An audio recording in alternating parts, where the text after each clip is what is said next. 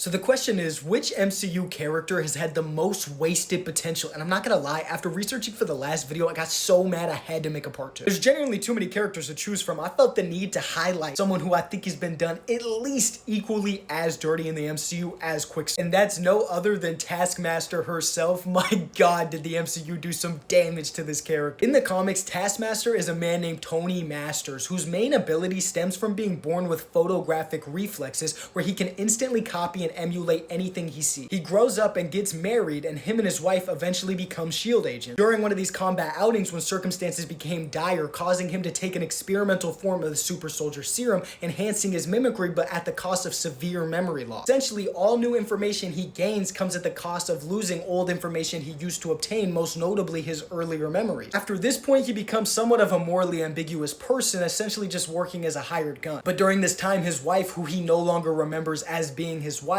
is taking care of him, at the same time collecting information about his criminal activities and colleagues and feeding them to SHIELD. He was basically a snitch and a double agent without knowing it. Taskmaster in the MCU is actually the daughter of Dreykov, the same Dreykov who made the Russian super serum soldier and the Red Room that trained Natasha and Yelena. During an assassination attempt on Dreykov by Natasha, Taskmaster ends up being caught in an explosion and is rescued by Dreykov, who basically just cybernetically enhances her and enslaves her. At the end of this movie, however, she is freed by Black Widow, and we do not see anything from her until she appears in Thunderbolts. I say appears in Thunderbolts, I'm talking about like a bit of a longer Stan Lee cameo runtime. Spoiler alert, but she ends up getting killed off by Ghost in the most anticlimactic way possible at the very beginning of this movie. I was sat in the movie theater like, come on! Victim of heinous abuse killed off in a movie about mental health before we even get to the meat of the plot of this movie. The craziest and most wasted potential part about this is this was not the actual original plan nor what was written for this movie. Writer of this movie, Eric Pearson, details that he had an entirely different character arc for Taskmaster in this movie. Her and Ghost are supposed to explore concepts of autonomy and recovery after bonding over being enslaved weapons. There was even supposed to be this funny gag in the movie where she repeatedly forgets